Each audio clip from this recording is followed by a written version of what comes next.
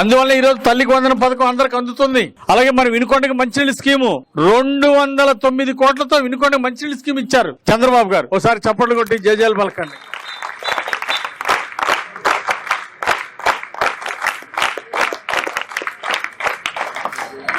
అందువలన మీ అందరూ కూడా ఉత్తమ భావి భారత పౌరులుగా ఎదగాలని ఆకాంక్షిస్తున్నా. క్రమశిక్షణ, డిసిప్లిన్ గురించి మిస్టర్ రావు వాళ్ళు చెప్తారు. సమయపాలన, టైం పంక్చువాలిటీ, ఇవన్నీ కూడా మీ జీవితంలో అలవర్చుకోవాలని ఈ సందర్భంగా మీ అందరిని కూడా కోరుతున్నా. అట్లాగే మోసం చేసి గెలిచే కంటే మోసం చేయకుండా ఓడిపోయినా గొప్ప మాట.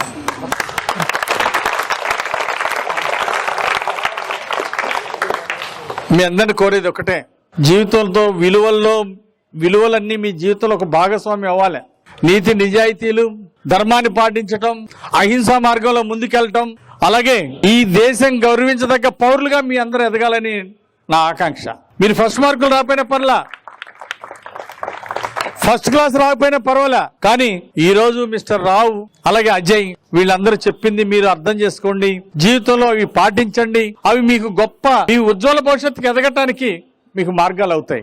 ఆశయం లేకుండా ఉండొచ్చా? ఎంప్టీ మైండ్ ఈజ్ డెవిల్ అన్నారు. మనం ఒక ఆశయం లేకపోతే మన మైండ్ పాడైపోతుంది, తప్పుల వైపు లాక్కెళ్తుంది. కాబట్టి జీవితంలో విజయాలు సాధించాలంటే థింక్ బిగ్, అచీవ్ బిగ్ అన్నారు. గొప్ప ఆశయాలు ఉండాలి.